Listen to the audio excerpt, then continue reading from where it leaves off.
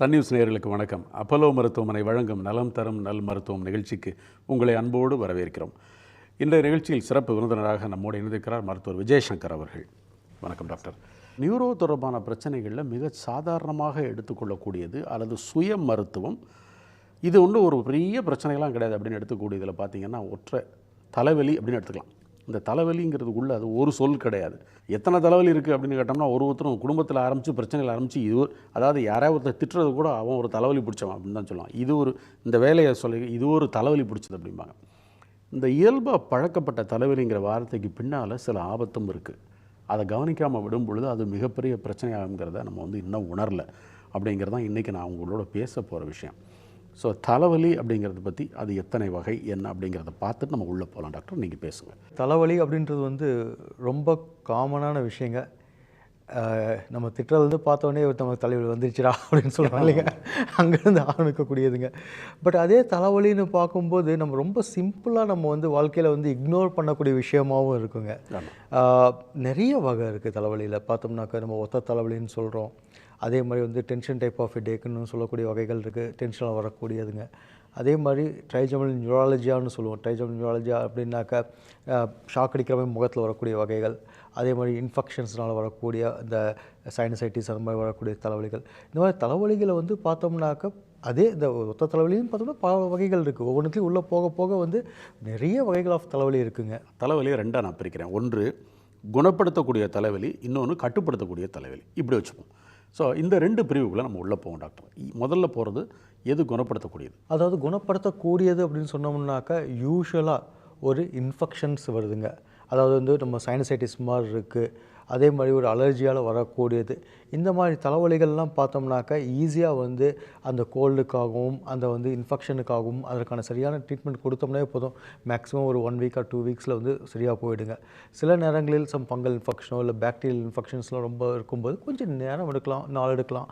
But ஆட்டோமேட்டிக்காக with adequate treatment ஈஸியாக நம்ம இதை குணப்படுத்திட முடியுங்க. ஸோ அப்போ குணப்படுத்துங்கிற தலைவலிங்கிறது குறைப்படுத்துதல் அப்படிங்கிறதுக்குள்ளதான் நிறைய வச்சு, அதே மாதிரி கட்டுப்படுத்த முடியாமல் போன சில விஷயங்களும் அதில் இருக்குங்கிறதே நம்ம உணரணும் இல்லையா டாக்டர்? சரி, கட்டுப்படுத்தக்கூடிய தலைவலின்னு எது டாக்டர்? அது கட்டுப்படுத்தக்கூடியதுன்னு பார்க்கும்போது நம்ம ஒத்த தலைவலின்னு சொல்கிறோம் இல்லைங்க, மைக்ரைன். அது பார்த்திங்கன்னாக்கா காமனாக 100க்கு பார்த்திங்கன்னா நிறைய காமனாக பார்க்கக்கூடியது இந்த ஒத்த தலைவலி தான். நாங்கள் இந்த ஒத்த தலைவலி பார்த்தோம்னாக்கா நிறைய பேர் சொல்லுவாங்க 3 மாதம் கழிச்சு வந்தோடனே, சார் நீங்கள் 3 மாதம் மாத்திரை கொடுத்தீங்க, நான் 3 மாதம் கழிச்சு மாத்திரை நிறுத்திட்டேன், பட் அகைன் எனக்கு தலைவலி வருது, இது நீங்கள் குணமாகின்னு நினச்சிட்டு வந்தோமே அப்படின்னு சொன்னாக்க, இந்த ஒத்த தலைவலின்றது மாதிரி நம்ம கண்ட்ரோல் தான் பண்ண முடியும்.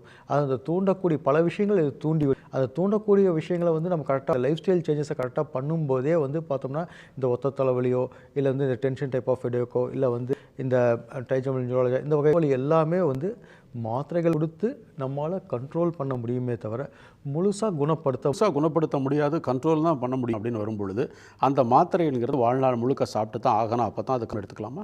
மோஸ்ட்லி அதாவது எப்படின்னா அந்த மாத்திரையோட அளவு அப்படின்றது லைஃப் ஸ்டைல் சேஞ்சஸை நம்ம அதில் இனிஷியலாக ஆரம்பிக்கும் போது நாங்கள் கண்ட்ரோல் பண்ணுவோம். நாங்கள் ஒரு 4-5 மாத்திரை மாதிரி இருக்குங்க.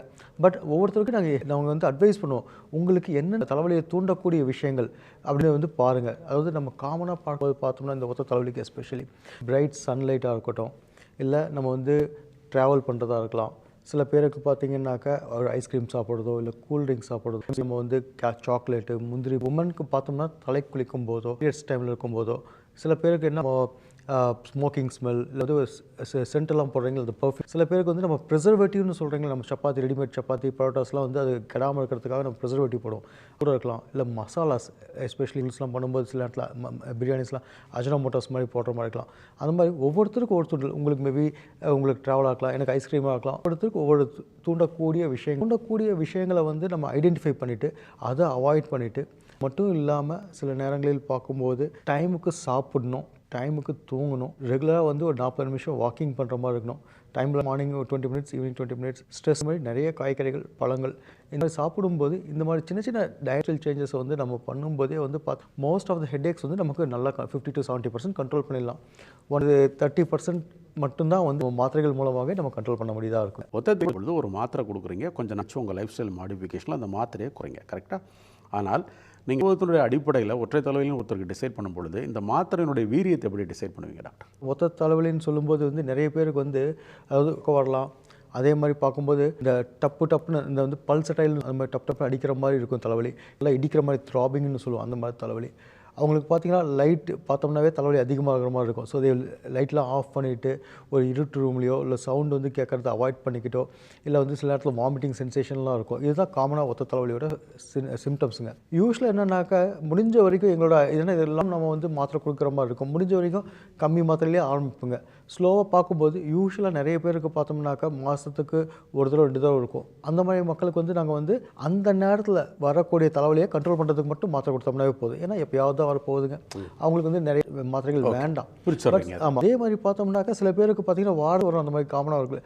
அவங்களுக்கு வந்து சொல்லக்கூடிய தடுக்கக்கூடிய வர்றதுக்கு அந்த மாதிரி மாத்திரைகள் ஆரம்பிக்கும் போது என்னன்னாக்கா யூஸ்வலாக வாரத்துக்கு 2 தடவை 3 தடவை வரக்கூடிய மக்களுக்கு வந்து இந்த மாத்திரைகள் சாப்பிடுவதன் மூலமாக யூஸ்வலாக மந்த்லி ஒன்ஸோ ட்வைஸோ, ஏன்னா ட்ரிகர் இருக்கும், அந்த ட்ரிகர் இருக்கும்போது நல்ல கண்ட்ரோல் வந்துருங்க நல்லாவே. நமக்கு ஒத்த தலைவலிங்கிறது எல்லாருக்கும் ரொம்ப தெரிஞ்ச விஷயமா இருக்கும்.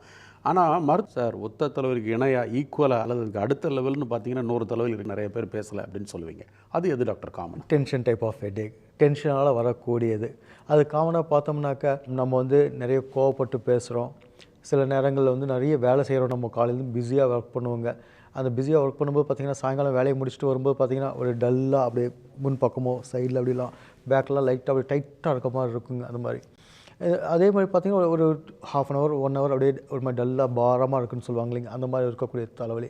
இது காமனாக பார்த்தோம்னாக்கா மேல் ஃபீமேலோட யங்கர் ஜென்ரேஷனுக்கு நிறைய இருக்கும். ஏன்னா வந்து அவங்க தான் தண்ணியெலாம் குடிக்காமல் நைட் சரியாக தூங்காமல், ஸோ இந்த மாதிரி வந்து ஹார்ட் ஒர்க் பண்ணக்கூடிய மக்களுக்கு வந்து அண்ட் ஆல்சோ ஸ்ட்ரெஸ்ஃபுல்லாக ஒர்க் இருக்கவங்களுக்கு ரொம்ப காமனாக நம்ம பார்க்குறோம். ஐடி ஃபீல்டில் இருக்கவங்கள பார்த்திங்கன்னா ரொம்ப காமனாக நம்ம பார்க்குறோங்க. இது ஒரு குறிப்பிட்ட நேரத்துக்கு மட்டுமே வரக்கூடிய ஒரு விஷயத்துக்காக நம்ம மாத்திரை கொடுத்து குணப்படுத்த சூழலில் இருக்குமா? ஏன்னா ஸ்ட்ரெஸ் போயிடுச்சுன்னா அது போயிடணும் இல்லையா அந்த வியாதி? கண்டிப்பாக. அப்போ ரெண்டுக்கும் ஒரு கோரிலேட்டட் அப்படின்னு இருக்குது இல்லை, ஸ்ட்ரெஸ் போயிடுச்சுனாலும் அந்த வியாதியும் போயிடலாம் சொல்ல முடியாது. ஸ்ட்ரெஸ்ஸால் ஆரம்பிக்கிற தலைவலி ஸ்ட்ரெஸ்ஸு போச்சுன்னா கூட பல நேரங்களில் இருக்கும், அதுக்கு மருந்து கொடுக்கணும்னு இருக்கா? அதாவது எந்த அளவுக்கு ஸ்ட்ரெஸ் இருக்குன்றதை பொறுத்து, அதாவது இந்த மாதிரி மக்களுக்கு வந்து நாங்கள் நிறைய ஃபஸ்ட்டு என்ன பண்ணுவோம்னாக்கா மாத்திரையை ஆரம்பிக்க மாட்டோம். ஸோ மெயினாக வந்து ஒரு யோகா பண்ணுறதன் மூலமாகவோ இல்லை ஒரு மெடிடேஷன் பண்ணுறதன் மூலமாகவோ ஒரு கண்டினியூஸாக வந்து பார்த்திங்கனாக்கா ஐடி ஃபீல்டில் இருக்கவங்க பார்த்திங்கன்னா கம்ப்யூட்டர் முன்னாடி உட்காந்தே ஆகணும், அவங்களுக்கு வேறு வழி இல்லை அவங்களுக்கு. அப்படின்ற பட்சத்தில் வந்து மெயினாக அவங்க என்ன சொல்லணுன்னாக்கா ஒரு கம்ப்யூட்டர் பார்க்குறதுனாக்கா ஒரு 20-20-20 ரூல் இருக்குங்க.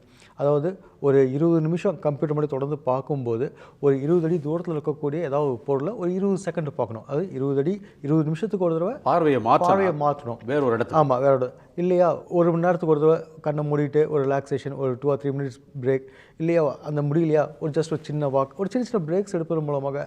அதே மாதிரி வந்து அந்த ரிலாக்ஸேஷன் டெக்னிக்ஸ் நிறைய இருக்குங்க. மூச்சு பயிற்சி மூலமாகவோ இல்லை வந்து அந்த அட்டென்ஷனை வந்து டிவைட் பண்ணி அவங்க ரிலாக்ஸ் ஆனது பண்ணுவோம். இந்த மாதிரி நிறைய இந்த மாதிரி லைஃப் ஸ்டைல் சேஞ்சஸ்லேயே ஃபஸ்ட்டு நாங்கள் முயற்சி பண்ணுவோம். மோஸ்ட்லி பார்த்திங்கனாக்கா ஒரு 60-70% தலைவலி அந்த ஸ்ட்ரெஸ் இருக்கக்கூடிய அந்த என்விரான்மெண்ட்டை சேஞ்சஸ் பண்ணுவதன் மூலமாகவோ இல்லை லைஃப் ஸ்டைல் சேஞ்சஸ் பண்ணுறது மூலமாகவோ ஆட்டோமேட்டிக்காக கண்ட்ரோல் வந்துடும். பட் சில பேருக்கு வந்து அந்த வேலையிலேருந்து வெளியே போக முடியாது, அவங்களுக்கு அது வந்து அது அவங்களோட ஒர்க் ப்ரெஷர் எடுத்து தான் ஆகணும். அப்படின்ற பட்சத்தில் அவங்களால அவாய்ட் பண்ணுற முடியாத பட்சத்தில் சில பேருக்கு கொஞ்ச நாளைக்கு வந்து மாத்திரைகள் கொடுப்பதன் மூலமாக மைல்டாக அந்த ரிலாக்ஸேஷனை குறைப்பதன் மூலமாக ஆட்டோமேட்டிக்காக அதை கண்ட்ரோல் கொண்டு வந்துடுவோங்க. ஒரு சாதாரணமாக தலைவலின்னு ஆரம்பித்து கவனிக்கப்படாமல் விடுகிற ஒரு விஷயம் மிகப்பெரிய ஒரு பிரச்சனையை கொண்டு வருது அப்படின்னா எதை சொல்லுவீங்க? நிறைய பேருக்கு பார்த்தோம்னாக்கா மூளையில் வந்து பார்க்கத்தாக்க ஒரு சின்ன ஒரு கேன்சர் மாதிரி ஒரு சின்ன கட்டிகள் மூலமாகவோ இல்லை சில நேரங்களில் வந்து பார்த்தோம்னாக்கா ரத்த அடிபட்டு விழும்போது இல்லை தானாகவே பார்த்திங்கன்னா மூளையில் அன்யூரிசம்னு சொல்லுவோம். அன்யூரிசம்னாக்கா அந்த ரத்த குழாய் வந்து இது பலூன் மாதிரி இப்படி வந்து பெருசாக இருக்குங்க. அது வந்து சில நேரங்களில் ப்ரெஷர் ஏறும்போதோ சின்ன சின்ன அடிப்படும் போது டப்புன்னு வந்து ஒரு லீக் ஆகிடும். அந்த மாதிரி லீக் ஆகும்போது என்ன ஆகுனாக்கா அவங்களுக்கு வந்து ஃபஸ்ட்டு தலைவலியாக தான் ஆரம்பிக்கும், சப்ஆக்னாய்டு ஹெமரேஜ்னு சொல்லுவாங்க. அந்த மாதிரி சிவியராக, அதாவது அவங்க லைஃப் டைம்லேயே அந்தளவுக்கு பார்க்க முடியாத சிவியர் தலைவலியாக இருக்கும், தாங்க முடியாத அளவுக்கு தலைவலியாக இருக்கும். அந்த மாதிரி இருக்கக்கூடியது. சில நேரங்களில் என்ன ஆகுனாக்கா மூளைக்காய்ச்சல்னு சொல்லுவோம். அதாவது ஃபீவர் வரும், டப்புன்னு ஒரு மூளைக்காய்ச்சல் மாதிரி வரும், நல்லா பேசிக்கிட்டே இருப்பாங்க, ஒரு ஜுரம் இருக்கும், டப்புன்னு பார்த்தோம்னா அப்படியே ஒரு கன்ஃபியூஸ் ஆவாங்க, குழப்பமாவாங்க, தலைவலி பயங்கரமாக இருக்கும்.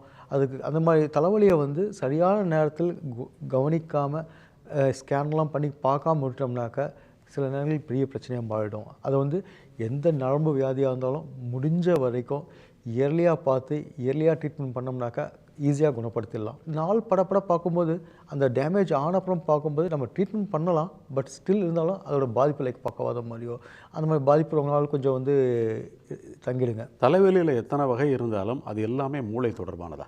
மோஸ்ட்லி மூளை தொடர்பானது. சில நேரங்களில் என்ன ஆகும்னாக்க கழுத்தெலும்பில் அந்த மாதிரி தொந்தரவு இருக்கும்போது சில நேரங்களில் அந்த வந்து ட்ரைஜோனல் நர்வ்னு சொல்லுவாங்க, அது கீழேருந்து இப்படி மேலே போகும், கீழே கழுத்தளவு வரும்போது.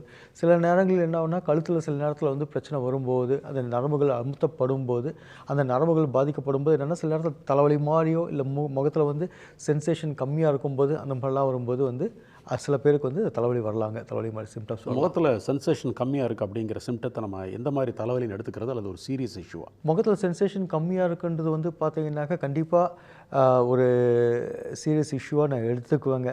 ஏன் அப்படின்னாக்கா ஒன்று மூளையில் வந்து இந்த ட்ரைஜோனல் நர்வ்னு சொல்லக்கூடிய நரம்புகள் இங்கேருந்து வரும்போது அது சென்சேஷன் இருக்குது சப்ளை பண்ணக்கூடிய இடம், அந்த இடம் பாதிப்பு இருந்தால் அந்த மாதிரி வரலாம். அது மட்டுமே இல்லாமல் எடுத்து போகக்கூடிய இடம். மூளையில் வந்து பார்த்தோம்னாக்க அந்த இந்த சென்சரி நம் சீக்குன்னு சொல்லுவாங்க. இந்த இடத்துல வந்து இந்த தாடை மட்டுமே நிறைய பேருக்கு வந்து சென்சேஷன் வந்து இந்த நரம்பு அழுத்தப்படும் போது நிறைய டைம் பார்த்தீங்கன்னாக்கா நம்ம பல் டாக்டர்கிட்ட பல் எடுக்க போவோம். அந்த நேரத்தில் வந்து அந்த நரம்பு அடிப்படும் போதோ இல்லை வேறு சில வியாதிகள் இன்ஃப்ளமேஷன் சொல்லுவோம், அந்த இன்ஃப்ளமேஷன் இருக்கும்போது இந்த இடம் மருத்துவ போடுறதுக்கான வாய்ப்புகள் உண்டு. அது மட்டுமே இல்லாமல் சிறுமூளைகள் பக்கத்தில் அந்த வந்து நரம்பு சென்சேஷனுக்கான நரம்புகள் இப்படி வருங்க. அந்த இடத்துல ஒரு சின்ன கேன்சர் மாதிரி ஏதாவது இருந்தாவோ இல்லை வேறு ஏதாவது இன்ஃப்ளமேஷனுக்கான சான்சஸ் ஒரு டிபி கட்டி மாதிரியோ இல்லை வேறு ஏதாவது பூச்சி கட்டி மாதிரியோ ஏதாவது வந்து அந்த நரம்புகள் அழுத்தப்படும் போது முகத்தில் வந்து சென்சேஷன் கம்மி ஆகிறதுக்கு வாய்ப்புகள் உண்டு.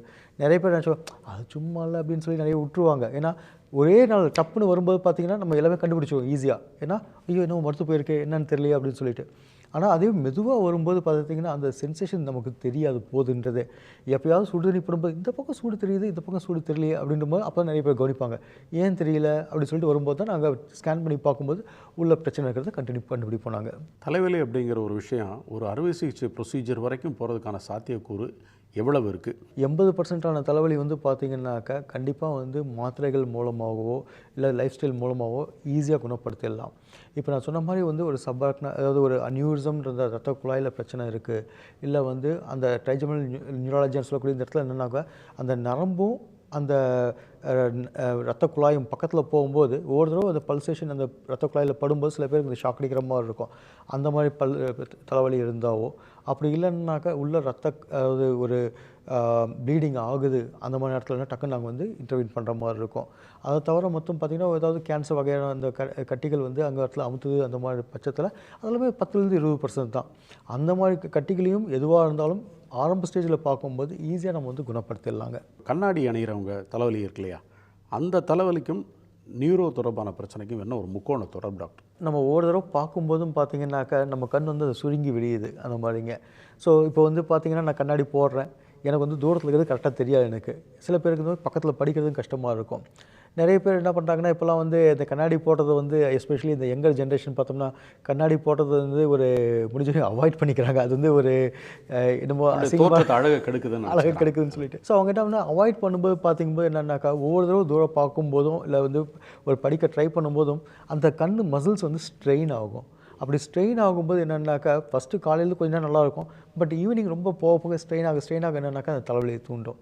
அது வந்து அவங்க வந்து அது நம்ம கண்ணாடி போடாதனால வந்து ஸ்ட்ரெயின் ஆகுதுன்றது வந்து அவங்க வந்து ரியலைஸ் பண்ண மாட்டேன்றாங்க.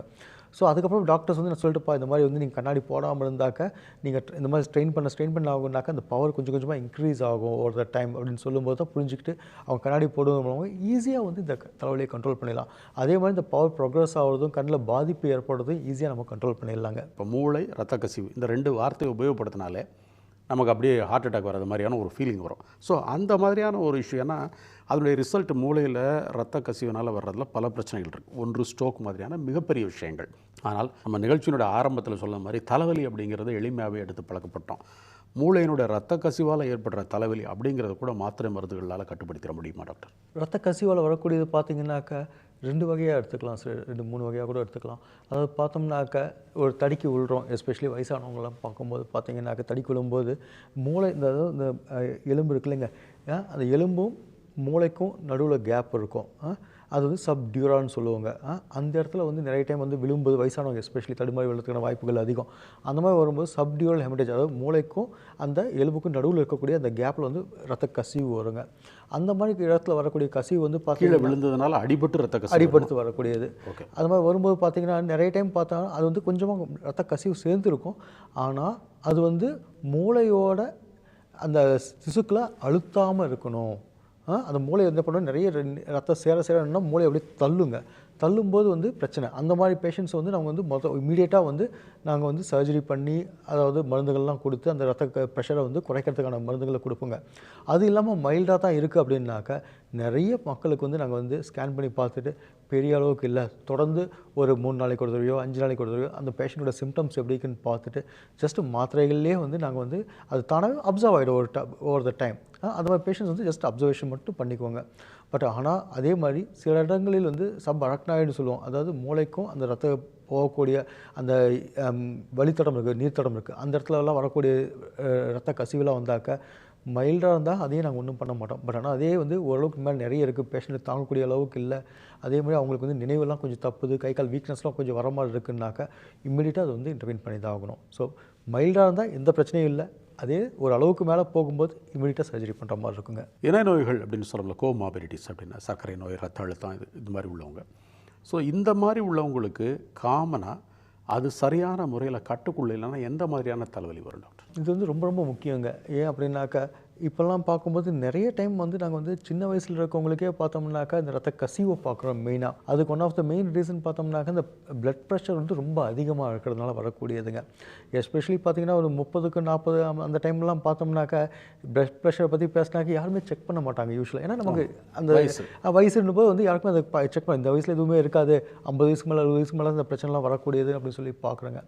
ஸோ காமனாக பார்த்தோம்னாக்கா அந்த வயசில் செக் பண்ணாதப்போ நிறைய பேருக்கு வந்து திடீர்னு பார்க்கும்போது இந்த ரத்த கசிவு வரும்போது தான் பிளட் ப்ரெஷர் பார்க்கும்போது 170, 180, 200 அந்த மாதிரிலாம் இருக்கிறது கவனிப்போம் நாங்கள்.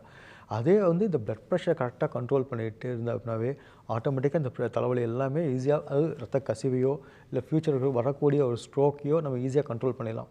அதே மாதிரி மோடன் தலைவலியோட இந்த பிளட் ப்ரெஷர் இருக்கவங்களுக்கு பார்த்தோம்னா, இது டயபெட்டிஸ் இருக்கவங்களுக்கு ஸ்ட்ரோக் மாதிரியான பிரச்சனைகள் ரொம்ப காமன். ஸோ அதனால் அது வந்து அவங்களுக்கு வந்து ஸ்ட்ரோக் தான் மோர் காமன் தென் பிளட் ப்ரெஷர் தான் ப்ளீடிங்க்கு ரொம்ப காமன் காசுங்க. சில நேரங்களில் வந்து ஒரு கிட்னி ப்ராப்ளம் இருக்கலாம், இல்லை வேறு ஏதாவது வந்து செகண்டரி, அதாவது பிளட் ப்ரெஷருக்கு வந்து சின்ன வயசில் வரக்கூடியது பார்த்தீங்கன்னா தானாக வருது, செகண்டரி காரணங்கள்னு சொல்லுவோம், வேறு ஏதாவது வியாதியால் வரக்கூடிய பிளட் ப்ரெஷர். ஸோ அந்த வியாதி என்னென்னு கண்டுபிடிச்சி கரெக்டாக ட்ரீட்மெண்ட் பண்ணோம்னாவே இந்த பிளட் ப்ரெஷர் கண்ட்ரோல் பண்ணி உள்ளே வரக்கூடிய ப்ராப்ளத்தை நம்ம ஈஸியாக சால்வ் பண்ணிடலாங்க. ஒரு 10 வருஷத்துக்கு 5 வருஷத்துக்கு முன்னால் பார்க்கும்போது எனக்கு இந்த தலைவலி எப்பாவது வந்துட்டு போகும், இப்போ தொடர்ச்சியாக வருது, இது என்ன காரணம் எனக்கு தெரியல அப்படின்னு யோசிக்கிறாங்க. ஆனால் சிம்டம் ஒன்று, நீடிக்கிற தன்மை வேறு. ஒரே நாளில் போன தலைவலி இன்றைக்கி 3 நாளைக்கு இருக்குது, அல்லது 2 வருஷத்துக்கு ஒரு தடவை வந்தது இப்போ 2 மாதத்துக்கு ஒரு தடவை வருது அப்படின்னு ஒரு தலைவலி வருது அப்படின்னா அந்த நேரத்தில் அவங்க அதை சீரியஸாக எடுத்துக்கிட்டு அதை வந்து உடனே டாக்டர்கிட்ட போய் பார்க்குறது அப்படிங்கிறது சரியா? அல்லது ஒரு ஏஜ் ஆகிடுச்சு, நமக்கு அன்னைக்கு இருந்தது வேறு, இன்றைக்கி நம்ம உறுப்புகள்லாம் தளண்டு போயிருக்கு, தேய்ந்து போயிருக்கு, அதனால் இந்த மாதிரி தலைவலி நமக்கு ரெகுலராக வருது அப்படின்னு எடுத்துக்கிட்டு சாதாரணமாக அதுக்காக பெருசாக கவலைப்படாமல் இருக்கிறது சரியா? நிறைய பேருக்கு பார்த்திங்கனாக்கா ஒரு ஒத்த தலைவலியே வச்சுக்கலாங்க. ஒரு முதல்லாம் வந்து ஒரு 3 மாதத்துக்கு வரும், இல்லை ஒரு 6 மாதத்துக்கு வரும் அப்படின்ற மாதிரி சொல்லுவாங்க. இப்போ பார்த்தீங்கன்னா சடனாக அதிகமாக வருது அப்படின்னும் போது அவங்களோட ஸ்ட்ரெஸ்னாலேயோ இல்லை வேறு ஏதாவது ப்ராப்ளத்தினாலேயோ இந்த வந்து ஒத்த தலைவலி அதிகமாக வரதுக்கான வாய்ப்புகள் ரொம்ப உண்டு.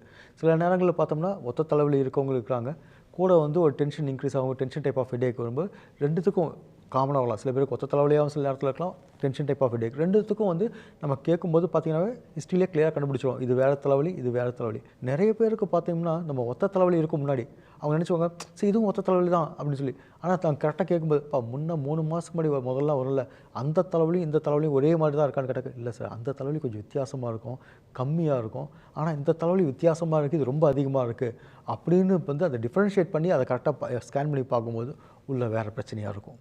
ஸோ அது முக்கியம். எல்லாமே ஒரே தலைவலி கிடையாது, ரெண்டுத்துக்கும் நடுவில் இந்த வித்தியாசம் இருக்குது இல்லைங்க. அதுவும் அதிகமாக வருது, அடிக்கடி வருதுன்னா கண்டிப்பாக வித்தியாசமான தலைவலினா உள்ளே வேறு ஏதாவது ஒரு பிரச்சனை உள்ளே ஓடிட்டுருக்குன்னு அர்த்தம். அந்த பிரச்சனையை கரெக்டாக இயர்லியாக வந்து டாக்டர் மீட் பண்ணி கரெக்டாக ட்ரீட் பண்ணோம்னாக்க ஈஸியாக அந்த ப்ராப்ளம் சால்வ் பண்ணிடலாங்க. ஒரு சாதாரண தலைவலியை முத்த விட்டு வந்து பிரச்சனையாக கொண்டு வர தலைவலி நம்ம இதில் இது சாதாரணமாக இருந்தால் குணப்படுத்திருக்கலாம், ஆனால் இவ்வளோ நாள் கழித்து வந்ததுனால இப்படி ஆயிடுச்சு அப்படின்னு சொல்கிற தலைவலி எது டாக்டர்? நிறைய இது சொல்லலாங்க. ஒரு இன்ஃப்ளமேஷன் சொல்லுவோம், சில நேரத்தில் பார்த்தோம்னாக்கா டொலசஹன் சிண்ட்ரோம் அப்படின்னு சொல்லுவோம். அதாவது எப்படின்னாக்கா மூளையில் வந்து ஒரு டிபி இன்ஃபெக்ஷனோ இல்லை வந்து வாஸ்குலைட்டிஸ்னு சொல்லக்கூடிய அந்த மாதிரி இன்ஃப்ளமேஷன்ஸ்லாம் இருக்குது. அந்த மாதிரி வியாதிகள்லாம் பார்த்தோம்னாக்கா மூளையில் அந்த நரம்பு வரக்கூடிய இடத்துல மெதுவாக ஒரு சின்ன வந்து ஒரு கட்டி மாதிரி இல்லை அந்த இடத்துல ஒரு திசு மாதிரி வளரக்கூடிய இன்ஃபெக்ஷன் மாதிரியோ அந்த நரம்புகள் இடத்துல அமுத்துங்க. அதே மாதிரி வந்து ஸ்லோவாக முதல்ல தெரியாது, அப்படியே கொஞ்சம் கொஞ்சமாக வரும்போது அது சில நேரத்தில் கண் பார்வையோ இல்லை முகத்தில் சென்சேஷன் கம்மியாக இருக்க மாதிரியோ இந்த மாதிரி ஒரு கொஞ்சம் கொஞ்சமாக அதிகமாகும். பட் யூஸ்வலாக இதெல்லாம் ஆரம்பத்திலே கண்டுபிடிச்சோம்னா சீக்கிரமாக வைத்தியம் பண்ணுறது மூலமாக ஒரு பார்த்திங்கன்னா ஒரு 2-3 மாதத்தில் ஈஸியாக டக்குன்னு கண்ட்ரோல் பண்ணுவோம். பட் அதே மாதிரி பார்த்தோம்னாக்கா இந்த கேன்சர் மாதிரி இருக்கக்கூடிய பிரச்சனைகள் எல்லாமே வந்து ஆரம்பத்தில் வந்து வந்திருந்தோம்னாவே போதும். சில நேரங்களில் என்ன ஆகுனாக்கா கேன்சர் மூளைக்குள்ளே இருக்கணும்னு கிடையாது, வயிற்றில் இருக்குது இல்லை வந்து ஒரு ப்ராஸ்டேட்டில் இருக்குது இல்லை தைராய்டில் இருக்குது அப்படின்னு வச்சுக்கோங்களேன். அந்த கேன்சரோட வந்து அந்த மெட்டாஸ்டாட்டிஸ்ன்னு சொல்லுவோம். அதாவது அங்கே இருக்கக்கூடிய ப்ரைமரியாக இருக்கும், மெயினாக இருக்கலாம், அதுலேருந்து ஒரு செகண்டரியாக வந்து மூளைக்குள்ளே வர்ற மாதிரி இருக்கலாம். அதெல்லாமே வந்து நாங்கள் நைட் டைம் ஸ்கேன் பண்ணும்போது மூளையில் பார்த்தோம்னா ஒரு கட்டி மாதிரி இருக்கும். எங்கேருந்து கட்டி வருதுன்னு சொல்லி உள்ள உடம்பு ஃபுல்லாக ஸ்கேன் பண்ணும்போது அதோட ப்ரைமரி வேறு இடத்துலையாக இருக்கலாம். ஸோ இது மாதிரி விஷயங்கள் தலைவலி இருந்து அதோட ஒரு முன்னேற்றமாக தெரியும். அதாவது உள்ளே இருக்கிறது சத்தம் போடாமல் இருக்கும், பட் தலைவலியை வெளியே காட்டும்போது நிறைய டைம் நான் ரீட்ரோஸ்பெக்டிவாக போய் பிடிச்சிருக்கிறது நிறைய கண்டுபிடிச்சிருக்கோம். இந்த மாதிரி நீங்கள் சொன்ன விஷயங்களில் எல்லாமே குணப்படுத்தக்கூடியதான், எல்லாமே எளிமையான விஷயம்தான். ஆனால் கவனமாக இருங்கள் அப்படிங்கிறது கவனிக்கப்பட வேண்டிய ஒன்று. இந்த நிகழ்ச்சியில் கலந்துக்கிட்டதுக்கு மிக்க நன்றி டாக்டர். தேங்க்யூ. உடனுக்குடன் செய்திகளை தெரிந்து கொள்ள சன் நியூஸ் பெல் ஐகானை கிளிக் பண்ணுங்க.